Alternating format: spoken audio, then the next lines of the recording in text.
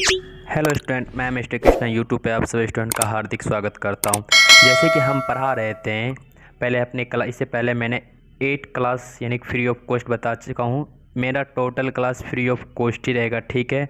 History शुरू से लेके अंत तक हम आपको serial wise, series wise, topic wise आपको पूरा क्लियर कराएंगे। कोई भी कंपटीशन एग्ज़ाम में आप बैठ सकते हैं और हिस्ट्री से रिलेटेड क्वेश्चन आप डील करके देख सकते हैं, ठीक है। और हम जो हिस्ट्री पढ़ा रहे हैं ये कॉन्सेप्चुअल है, ठीक है, ना कि ऑब्जेक्टिव टाइप। अगर आप इसको एक बार देख लेते हो तो आपको बीपीएससी, बिहार एसएससी, रेलवे, दरोगा, ये सब एग्ज़ाम आराम से क्वालिफाई हो सकता है, ठीक है। तो हम पढ़ा रहे थे इसमें भारत में ब्रिटिश साम्राज्य का विस्तार, जिसमें हम पहला फेज पढ़ाए थे वाणिज्यवाद, उसका फिर दूसरा फेज पढ़ाए थे औद्योगिक साम्राज्यवाद, और आज मेरा तीसरा फेज होगा वित्तीय साम्राज्यवाद।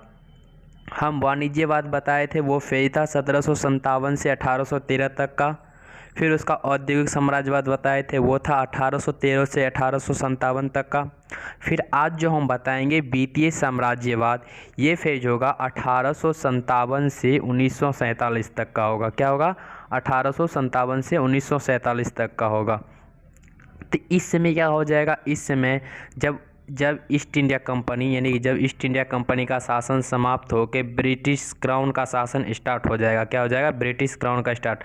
उस समय क्या हो जाएगा? पहले तो 1857 में क्या होगा? रिवॉल्ट होगा, क्रांति होगा। काहे क्रांति होगा?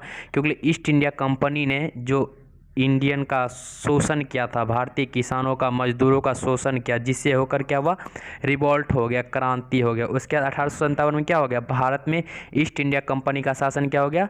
समाप्त हो गया। भारत में ईस्ट इंडिया कंपनी का शासन क्या हो गया? समाप्त हो गया।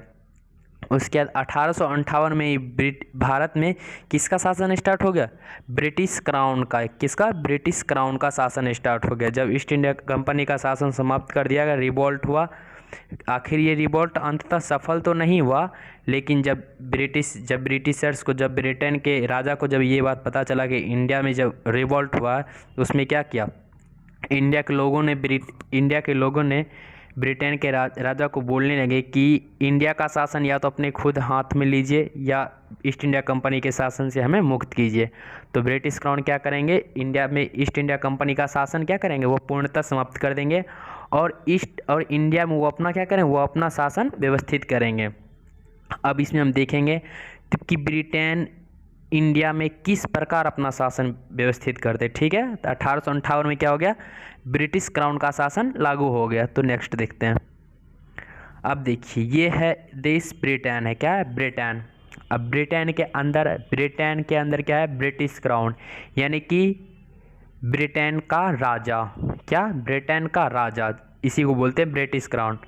जब ब्रिटिश क्राउन है, फिर ब्रिटेन में क्या? British parliament. पूरा वर्ल्ड में सबसे पहले पार्लियामेंट आया था, वो था किसका? ब्रिटेन का पार्लियामेंट, ठीक है। पूरा वर्ल्ड में सबसे पहले पार्लियामेंट आया तो ब्रिटेन का आया, ठीक है। अब ये ब्रिटिश क्राउन, जिस प्रकार से हम हमारे देश में प्रेसिडेंट होते हैं ना, उसी प्रकार ब्रिटेन में भी ब्रिटिश क्राउन क्या होते हैं? प्रेसिडेंट के तौर पर होते हैं, ठीक है। तो ब्रिटिश पार्लियामेंट, अब ब्रिटिश पार्लियामेंट क्या करेंगे? जब ब्रिटिश पार्लियामेंट ब्रिटेन के अंदर है, तो ये क्या बनाएंगे? ब्रिटिश कैबिनेट का निर्माण करेंगे। क्या करेंगे? ब्रिटिश कैबिनेट का निर्माण करेंगे। और ये ब्रिटिश कैबिनेट का निर्माण कैसे होगा? बहुमत प्राप्त दल। कौन करेगा? बहुमत प्राप्त दल, मेजोरिटी पार्टी। क्या करेंगे? मेजोरिटी पार्टी किसका करेगी? ब्रिटिश कैबिनेट का निर्माण करेंगे। अब ये ब्रिटिश कैबिनेट के अंदर क्या होगा? मिनिस्ट्री होगा। क्या होगा? मिनिस्ट्री। और उस समय ब्रिटेन में विभिन्न प्रकार क्या थे? विभिन्न प्रकार की मिनिस्ट्री थे, होम मिनिस्ट्री, डिफेंस मिनिस्ट्री। और उसी काल में ब्रिटिश पार्लियामेंट में ही एक और मिनिस्ट्री का गठन किया गया। क्या किया गया? एक और मिनिस्ट्री का गठन किया गया, जो क्या? Indian ministry. क्या? इंडिया मिनिस्ट्री, यानी कि भारत मंत्रालय। क्या? भारत मंत्रालय उसी समय गठन किया गया था। कब? 1858 में। अब होम मिनिस्ट्री का मिनिस्टर कौन होगा? होम मिनिस्टर होगा। होम मिनिस्ट्री का minister, home minister. Defence ministry का minister, defence minister. Indian ministry, यानी कि इंडिया मिनिस्ट्री, भारत मंत्रालय का मिनिस्टर कौन होगा? सेक्रेटरी ऑफ स्टेट या भारत सचिव। क्या होगा? सेक्रेटरी ऑफ स्टेट या भारत सचिव। अब ये भारत सचिव का निर्माण कहाँ है किया गया, ब्रिटेन में। तो यहाँ का जो शासन था यानी कि ब्रिटेन से सेक्रेटरी ऑफ स्टेट, ये क्या था, ये इंडिया का सबसे बड़ा शासक, इंडिया पे राज करने वाला क्या होगा, सबसे बड़ा शासक। यही इंडिया को क्या करेगा, रेगुलेट करेगा, इंडिया को चलाएगा, क्या करेगा, इंडिया को चलाएगा। तो यहाँ से आप देख सकते हैं हम डायग्राम बनाए हैं, ये क्या करेगा, सेक्रेटरी ऑफ स्टेट इंडिया को क्या करेगा, ऑर्डर देगा, और रिपोर्ट फिर ये किसको करेगा, सेक्रेटरी ऑफ स्टेट को, किसको करेगा, गवर्नर जनरल ऑफ जो इंडिया है इंडिया वाइसराय। आप देखते हैं ये गवर्नर जनरल ऑफ इंडिया और वाइसराय क्या होता है, ठीक है। तो ये इंडिया है, इंडिया में सबसे बड़ा post governor general of India या वाइसराय। तो हम इंडिया को देखते हैं, इंडिया को दो फेज में हम देख सकते हैं, कैसे कर सकते हैं, दो फेज में, एक देसी रियासत और एक ईस्ट इंडिया कंपनी जिसपे ब्रिटिश क्राउन का शासन था, ठीक है।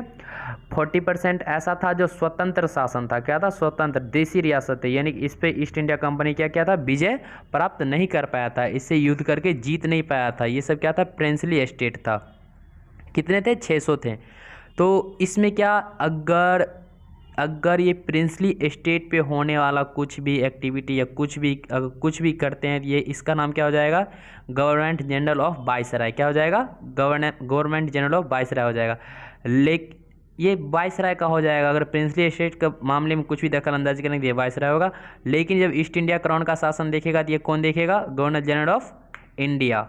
तो ठीक है, इसमें दो पार्ट में इसलिए हम बांटे क्योंकि एक पर ईस्ट इंडिया कंपनी का शासन था जो ब्रिटिश क्राउन के अधीन था, पहले था शासन, लेकिन उस फिर ईस्ट इंडिया कंपनी का शासन समाप्त करके ब्रिटिश क्राउन का शासन चलाया गया। और फिर दूसरा देसी रियासत, ये क्या था, स्वतंत्र था, जैसे राजस्थान और भी है, ये सब क्या थे, स्वतंत्र थे, ये प्रिंसली स्टेट थे, क्या थे, प्रिंसली स्टेट। तो ये रिपोर्ट करेंगे किसको, गवर्नर जनरल ऑफ इंडिया को। तब इसी में और हम आगे देखेंगे वित्तीय साम्राज्यवाद का पृष्ठभूमि देखेंगे, क्या देखेंगे, पृष्ठभूमि देखेंगे। इसमें क्या यानी कि क्या कैसे हुआ था, सरप्लस मनी कैसे आने लगा, उद्योग कैसे बंद हो गया। फिर इसी में हम मार्क्सवाद का सिद्धांत भी देखेंगे, उन्होंने लिखा था दास कैपिटल और कम्युनिस्ट मैनिफेस्टो लिखे थे, हाँ मैनिफेस्टो। तो आगे देखते हैं, ठीक है, चलिए देखते हैं। तो हम यहाँ देखेंगे क्या, अब देखते हैं वित्तीय साम्राज्यवाद, क्या वित्तीय साम्राज्यवाद, ये फेज कब से कब तक था, 1857 से 1947 तक का था। ये एक देश क्या है, इंडिया है, ये एक देश क्या है, इंडिया है, ये एक देश इंडिया है और ये एक देश क्या है, यूके है। अब इस समय तक ऐसा ब्रिटिशर्स ने ऐसा व्यवस्था बना लिया था कि इंडिया से धन का स्थानांतरण कहाँ होने लगा था, यूके में। कैसे, हम आपको इससे पहले हम सारे क्लास जो बताए हुए हैं, वाणिज्यवाद हम बहुत डिटेल से पढ़ाए हुए हैं, सोसाइटी पे क्या असर पड़ा, इकोनॉमी पे क्या असर पड़ा, एग्रीकल्चर पे क्या असर पड़ा वाणिज्यवाद का। फिर औद्योगिकवाद भी हम पढ़ा चुके, औद्योगिक साम्राज्यवाद बहुत डिटेल से पढ़ाए हैं, आप बैक का वीडियो जाके देख सकते हैं और आप मेरे प्ले लिस्ट में जाके भी देख सकते हैं, हिस्ट्री का क्लास से आप खोल के सब वीडियो देख सकते हैं, ठीक है। प्ले लिस्ट में आपको आसानी से वीडियो मिल जाएगा, तो आप वहां जाके अच्छा देख सकते हैं वाणिज्यवाद का कितना डिटेल से पढ़ा है। तो इस समय तक ब्रिटिशर्स ने ऐसा स्टंजा बना लिया था कि इंडिया से अधिक धन का स्थानांतरण कहाँ होने लगा था, यूके में होने लगा था। क्या होने लगा, यूके में। तो क्या हो गया, जब अधिक धन स्थानांतरण यूके में होने लगा तो क्या हो गया, धन अधिक के सरप्लस मनी आ गया यूके में। क्या आ गया, यूके में सरप्लस मनी आ गया। सरप्लस मनी का अर्थ यही होता है कि आपका सैलरी 10 लाख रुपया है और खर्च मात्र 10,000 है, आवश्यकता से अधिक मनी आना ही क्या हो जाता है, सरप्लस मनी। तो यूके में क्या हो गया, सरप्लस मनी बहुत आ गया। तब उसके लिए चैलेंज आ गया कि सरप्लस मनी को वो इन्वेस्टमेंट कहाँ करेंगे, क्या करेंगे। उसके लिए क्या हुआ, चैलेंज हुआ कि वो सरप्लस मनी को इन्वेस्टमेंट कहाँ करे। और उस समय यूके में इस समय इन्वेस्टमेंट करने का उचित माहौल नहीं था। अब देखिए, जब यूके में सरप्लस मनी अधिक हो गया तो यूके में इन्वेस्टमेंट करने का उचित माहौल क्यों नहीं था, ऐसा क्या मजबूरी था। जो उद्योगपति जो भी थे वो लोग क्या, इंडस्ट्री जितने भी मालिक थे वो लोग क्या यूके में इन्वेस्टमेंट नहीं करना चाहते थे। क्यों नहीं करना चाहते थे, ऐसा होता नहीं कि अगर एक उद्योगपति के बाद और ज़्यादा मनी आया तो क्या दूसरा उद्योग बैठा लेगा, तीसरा इंडस्ट्री और बढ़ाएगा, लेकिन वो लोग बढ़ाना नहीं चाहते थे। क्यों नहीं बढ़ाना चाहते थे, ऐसा क्या हो गया था यूके में जो सरप्लस मनी आने के बाद भी इंडस्ट्रीज़ का विस्तार नहीं करना चाह रहे थे। तो चलिए हम आपको एक शॉर्ट स्टोरी बता रहे हैं। क्या यूके के अंदर ऐसा क्या हुआ जिसके कारण वहाँ सरप्लस मनी का इन्वेस्टमेंट करना उचित नहीं रहा, वहाँ उचित माहौल नहीं रहा, वहाँ का माहौल गड़बड़ा गया। काहे यूके में ऐसा क्या हुआ, तो चलिए देखते हैं। यूके के अंदर एक व्यक्ति था जिसका नाम था कार्ल मार्क्स। क्या था? कार्ल मार्क्स उसका नाम था। ठीक है, अब हम आपको बताएंगे डिटेल से कि कार्ल मार्क्स का मार्क्सवादी सिद्धांत कैसे आया, दास कैपिटल कैसे आया। ठीक है, साम्यवादी विचारधारा। ठीक है, अब हम आपको बता रहे हैं ये जो कार्ल मार्क्स थे ये थे कम्युनिस्ट आइडियोलॉजी के फादर थे। क्या थे? आइडियोलॉजी के फादर थे, कम्युनिस्ट आइडियोलॉजी के फादर थे। कौन? कार्ल मार्क्स थे, यानी कि साम्यवादी विचारधारा के जनक। कौन? कार्ल मार्क्स थे। देखिए, कार्ल मार्क्स क्या थे? पढ़े लिखे बेरोजगार थे, ये कोई काम धाम तो करते नहीं थे। इसका एक दोस्त था जिसका नाम क्या था? एंजल। कार्ल मार्क्स पढ़े लिखे थे, बहुत अच्छे थे, लेकिन ये बेरोजगार थे, इसको कोई जॉब मिली तो ये कर नहीं पाए, इसको काम करने का मन ही नहीं करता था। क्या था? ये निठल्ला था। आप देसी भाषा में बोल सकते क्या इसको? निठल्ला, कोई काम धाम नहीं कर सकता था। ठीक है, तो इसका एक दोस्त हुआ करता था। कौन था? एंजल। कार्ल मार्क्स क्या था? शादीशुदा व्यक्ति था, उसका शादीशुदा हो चुका था। उसकी एक पत्नी भी थी। क्या थी? उसकी एक बीवी थी जो क्या करती थी? नौकरी करती थी। क्या करती थी? नौकरी करती थी। और मार्क्स निठल्ला था, कोई काम करता ही नहीं था। क्या करता था? करता ही नहीं था। लेकिन एक बात और, इतना ही नहीं, मार्क्स क्या था? पीने का बहुत शौकीन था। क्या था? पीने का बहुत शौकीन था। उसको एक तो एक चाहिए रोज़ का। क्या? एक तो एक चाहिए पियक्कर। जैसे बिहार में देखते होंगे आप अक्सर कि कोई काम धाम करे या ना करे, यदि उसकी बीवी का कुछ अच्छा सैलरी है तो वो क्या निठल्ला, वो पिएगा ही पिएगा, नहीं उसकी बीवी पैसा दी तो वो अपनी बीवी को क्या पीटेगा भी। लेकिन मार्क्स में ऐसा नहीं था। वो विचारधारा यानी कि साम्यवादी विचारधारा के जनक कैसे, वो भी हम आपको समझा रहे। तो मार्क्स क्या था? वो पीने का बहुत शौकीन था। क्या था? पीने का बहुत शौकीन था। इसके लिए उसकी बीवी उसको पैसा देती नहीं थी, बीवी उसकी पैसा देती नहीं थी। तो वो एक दिन उसका एक जो दोस्त था एंजल, वो क्या हुआ? अपने दोस्त के पास गया। क्या हुआ? वो अपने दोस्त के पास गया। तो दोनों दोस्त, वो अपने दोस्त को बोला कि एंजल मेरे साथ बहुत गलत हो रहा है। तो एंजल बोला यार तुम्हारे साथ क्या गलत हो रहा है? फिर मार्क्स कहता है कि मेरी बीवी 10,000 की मंथली कमाती है, लेकिन वो 10,000 रुपया कहाँ इन्वेस्टमेंट करती है वो हमें बताती भी नहीं है और हमें कुछ पैसा देती भी नहीं है। एंजल कहता है बात तो तुम्हारा सही है। क्या? बात तो तुम्हारा सही है। और एंजल क्या था? एंजल थोड़े पैसे वाला भी था। क्या? थोड़े पैसे वाला भी था। एक बात और हम आपको कहते हैं, देखिए याद रखिएगा, दुनिया का सारा जो ज्ञान होता है ना वो 2 पेग अंदर जाने के बाद ही बाहर निकलता है। क्या होता है? 2 पेग जब अंदर जाता है ना तो वो ज्ञान क्या होता है? हमारे अंदर से बाहर आने लगता है। तो मार्क्स क्या बोल रहा था? एंजल से बोल रहा था कि यार मेरे साथ बहुत गलत हो रहा है। क्या हो रहा है? मेरे साथ बहुत गलत हो रहा है। मेरी बीवी 10,000 रुपये की मंथली कमाती है, लेकिन मुझे थोड़ा सा भी नहीं देती। वो कहाँ इन्वेस्टमेंट करती है मुझे बताती भी नहीं थी। दोनों साथ पी रहे थे। मार्क्स एंजल से कहता है बहुत बुरा हो गया यार। फिर एंजल कहता है कि क्या किया जाए? क्या किया जाए? तो मार्क्स कहता है कि ऐसा होना चाहिए कि मेरी बीवी 10,000 की जो मंथली कमाती है उसमें बराबर का हक होना चाहिए। क्या होना चाहिए? बराबर का हक होना चाहिए। 5 उसका तो 5 मेरा, 5,000 उसका और 5,000 मेरा, कोई भी कमाए। तो एंजल कहता है कि बात तो तुम्हारी सही है। क्या? बात तो तुम्हारी सही है। तो एंजल कहता है कि तुम जो ये बात बोले ना, इसी को एक बुक में लिख डालो, एक विचारधारा में लिख डालो और एक किताब में लिख डालो और उसकी प्रकाशन कराने की पैसा क्या? मैं दूंगा। उसकी प्रकाशन कराने का पैसा मैं दूंगा। अब यही क्या हो गया? अब यही बात को मार्क्स ने एक बुक में लिखा। क्या किया? एक बुक में लिखा। अब मार्क्स तो ऐसा, वो अपने पारिवारिक मैटर में ऐसा बोला था कि जो मेरी बीवी कमा के लाया था। अब वो किसी बुक में तो ऐसे लिखेगा ना, वो तो पढ़ा लिखा था। तो वो बुक में कैसे लिखेगा आप वो देखिए। वो लिखेगा, वो जो बुक है वो लिखेगा किसी देश के समस्त संसाधनों पर। क्या लिखेगा? किसी देश के समस्त संसाधनों पर उस देश के समस्त नागरिकों का अधिकार होता है और उस देश का समस्त संसाधन देश के समस्त नागरिकों में बराबर बराबर बांट देने चाहिए। ये क्या लिखे? कार्ल मार्क्स ने लिखा। क्या लिखा? कार्ल मार्क्स ने लिखा। क्या लिखा, किसी देश के समस्त संसाधनों पर उस देश के समस्त नागरिकों का अधिकार होता है और उस देश के समस्त संसाधनों के समस्त नागरिकों में बराबर बराबर बांट देने चाहिए। इसी बात को उन्होंने क्या किया, लिख दिया। और उनका 2 बुक आया, the Das capital, communist manifesto. अब जब ये लिखा, उन्होंने एक थ्योरी और दिया। क्या दिया, एक थ्योरी और दिया था, किसी उद्योग के यानी किसी उद्योगपति के जो पैसे होते हैं ना, किसी उद्योग के पैसों पे उस उद्योग में काम करने वाले सभी लोगों का अधिकार होता है, उस पैसा पे सभी लोगों का अधिकार होता है, और उद्योग का जो लाभ होता है उसे सभी लोगों में बराबर बराबर बांट दे।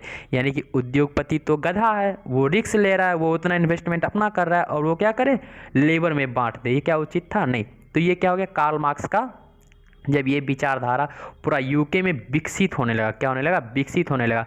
जब ये मजदूरों को जब ये बात पता चला, क्या हुआ, जब मजदूरों को ये बात पता चला तब क्या हो गया, तब क्या होने लगा कि ट्रेड यूनियन का गठन होने लगा। क्या होने लगा, ट्रेड यूनियन का गठन होने लगा, मार्क्सवाद का उदय हो गया, जिसके कारण क्या हो गया, इंडस्ट्रियलिस्ट का क्या नुकसान होने लगा, उद्योगपतियों का क्या होने लगा, बहुत सारा नुकसान होने लगेगा। तो मार्क्स का स्टोरी तो आपको समझ में आ गया होगा। मार्क्स को भी नहीं पता था कि उसका दिया हुआ स्टेटमेंट इतना विख्यात हो जाएगा। खैर कुछ दिन बाद, जब कुछ दिन बाद हुआ तो पूरे यूके में क्या हो गया था, मार्क्स का बुक जो क्या हो गया था, बैन हो गया था। और ये इसका जो फ्रेंड था एंजल, वो इसको बहुत हेल्प किया था, यानी कि प्रकाशन कराने में बहुत उसका हेल्प किया था। इसीलिए मार्क्स का जितना भी बुक होता है ना, उसके नीचे लिखा हो रहता है मार्क्स एंड एंजल। अब दिखेगा मार्क्स के बुक में, उसके बुक में नीचे लिखा होगा मार्क्स एंड एंजल। तो चलिए अब हम आगे देखते हैं, ठीक है, क्या देखते हैं, आगे देखते हैं। अब आगे क्या हुआ, इन्वेस्टमेंट अब कहाँ करेगा, यूके में तो एकदम पूरा ट्रेड यूनियन का निर्माण हो गया, बार्गेनिंग करने लगा, स्ट्राइक, लेबर अपना मन मर्जी 6 घंटा काम करेंगे 3 गुना सैलरी लेके ऐसे करने लगा। यह इन्वेस्टमेंट करने का माहौल नहीं रहा, इसलिए उद्योगपति के पास पैसा भी था, सरप्लस मनी भी था, इसलिए कि वो क्या उद्योग इंडस्ट्री लगाना नहीं चाहते थे। तो चलिए आगे हम देखते हैं। अब देखिए, ये तो यूके में इन्वेस्टमेंट करेगा नहीं, क्यों नहीं करेगा वो भी देखिए। इस समय मार्क्स की book the Das Capital and communist manifesto आ चुकी थी। क्या ये आ चुकी थी, प्रकाशन हो चुकी थी, जिसके कारण क्या हो गया, मार्क्सवाद का उदय हो गया। जैसे मार्क्सवाद का उदय हो गया, सारा किसान, सारा लेबर वो क्या हो गए, इकट्ठा होने लगे, सारा मजदूर इकट्ठा होने लगे। तो ट्रेड यूनियन का निर्माण हुआ। ट्रेड यूनियन क्या करने लगा, बार्गेनिंग करने लगा। क्या करने लगा, बार्गेनिंग करने लगा, बार्गेनिंग करने लगा, स्ट्राइक करने लगा, अरे यार तुम नहीं देखो हमें सैलरी, तो हम क्या करें, कंपनी हड़ताल करने लगा। तो इंडस्ट्री को क्या होने लगा, नुकसान होने लगा। अब यहाँ इन्वेस्टमेंट करने का माहौल नहीं रहा, यूके में क्या हुआ, इन्वेस्टमेंट करने का माहौल नहीं रहेगा। तब ये सरप्लस मनी का इन्वेस्टमेंट करेंगे कहाँ, इंडिया में करेंगे। क्या करेंगे, इंडिया में। अब इंडिया का विकास स्टार्ट होगा, क्या होगा, इंडिया का विकास होगा। अब सरप्लस मनी इन्हें इन्वेस्ट करने का मेन उचित लाभ ये सब क्या था, आप इसको देख सकते हैं। ब्रिटिश क्राउन का शासन पहला यहाँ था, क्या था, ब्रिटिश क्राउन का। और दूसरा क्या था, रॉ मटेरियल था, कच्चा माल था। क्या था, रॉ मटेरियल, कच्चा माल। इंडस्ट्रीज को चाहिए, उद्योगपति को चाहिए ही था रॉ मटेरियल, कच्चा माल। और इंडिया में क्या था, मार्केट था, बड़ा मार्केट था। इंडिया इतना पॉपुलेशन वाला था, तो इसमें क्या था, मार्केट भी था। और क्या था, लेबर सस्ती थी। इंडिया में तो लेबर सस्ती थी ही सस्ती है। और उसके बाद क्या था, लेबर अवेयरनेस नहीं थी। क्या थी, लेबर अवेयरनेस, मजदूर जागरूकता नहीं थी। यहाँ इंडिया में मार्क्सवाद नहीं आया था, इसका बुक नहीं आया था। क्यों, क्योंकि ये जो बुक लिखी हुई थी ये इंग्लिश में लिखी गई थी। क्या, ये जो बुक थी ये इंग्लिश में लिखी गई थी, और इंडिया के लोगों को तो इंग्लिश आती नहीं थी। अभी भी बहुत सारे लोगों को इंग्लिश नहीं आती। अभी आप क्लास कर रहे, आप भी जैसे बहुत सारा वर्ड इंग्लिश में लिखते हैं, तो आप बोलते हैं इसको सर हिंदी बताइए। तो इसमें क्या होता है, बहुत, तो इस अभी जब नहीं आ रही था उस समय का क्या हाल हो सकता है, आप समझ सकते हैं। तो इसीलिए, और आगे क्या हो सकता है, ट्रेड यूनियन भी उस समय इंडिया में नहीं था, ट्रेड यूनियन भी नहीं था। इंडिया में इन्वेस्टमेंट करने का अनुकूल माहौल था। उसमें क्या, अब इंडिया में इंडस्ट्रीज लगाएंगे, इंडिया में उद्योग लगाएंगे, क्या करेंगे, इंडिया में। तो अब इन्वेस्टमेंट कहाँ, यूके से इन्वेस्टमेंट कहाँ होगा, इंडिया में होगा। अब डायरेक्ट जितना भी इन्वेस्टमेंट होगा यूके से इंडिया में होगा। अब सरप्लस मनी जो भी आएगा इंडिया में होगा। अब जब ये इंडिया में इन्वेस्टमेंट करेंगे तो इंडिया में इनको क्या देखना पड़ेगा, क्या क्या चीज़ पे ध्यान देंगे, चलिए ये भी देखते हैं। और लास्ट होगा आज का क्लास मेरा इसी पे समाप्त हो जाएगा। तो चलिए देख लेते हैं। अब देखिए, जब ये इंडिया में इन्वेस्टमेंट करेंगे तो ये क्या करेंगे, एजुकेशन को सुधारेंगे। क्या करेंगे, एजुकेशन को सुधारेंगे, इंडस्ट्रीज पे भी ध्यान देंगे, एग्रीकल्चर पर भी ध्यान देंगे। इसको क्या होना चाहिए, नकदी फसल आना चाहिए। फिर ये इंफ्रास्ट्रक्चर पर भी ध्यान दें। क्या करेंगे? एनर्जी यानी कि बिजली, ट्रांसपोर्ट, कम्युनिकेशन, ये सब क्या करेंगे? ये ध्यान दें, क्योंकि लिए इंडस्ट्रीज़ के लिए ये सब क्या है? इम्पोर्टेंट है। फिर रिवेन्यू सिस्टम को भी क्या करेंगे? अच्छा करेंगे। गवर्नेंस सिस्टम को भी ये भी ठीक करेंगे।